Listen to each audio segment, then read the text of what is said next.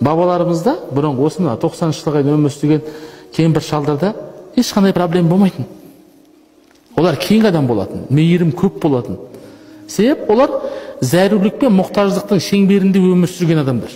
Зәрулік пен әлгі біз айтып отқан мұқтаждықтардың деңгейінде өмір сүрген адамдар болады. Былай қарай не басталды? Люкс басталды. Мәселен, қазіргі қоғамда неге мейірімсіз? Ақша жоқ па? Бар. Үй жоқ па? Бар. Көлік жоқ па? Бар. Бәрі бар. Бәрі бар. Неге онда әділетсіздік көп? Неге? Себебі біреу Алматыдағы Самал микрорайонында тұрғысы келеді. Самал микрорайонында тұру үшін не істеу керек? Ақша табу керек. Біреу Фарабидан жоғары жаққа тұрғысы келеді. Оған не табу керек? Ақша табу керек. Ақша аспаннан не жатқан жоқ? Жауып жатқан жоқ. Ешкім еңбегімен неғып жүрген жоқ.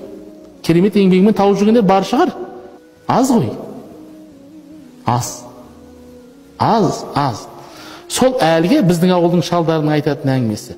Мына адамдардың арасындағы талас дейді.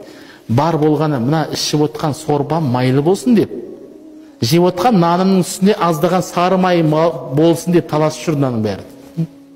Бүкіл базардағы қырғын, бір-бірінің ақысын жеу, бар білесің ба бар болған не? Мына көйлегім сәл кішкене не болсын? Қымбат болсын, сойған соғым сәл шүйгім болсын, майлы болсын деп атқан нәрсе.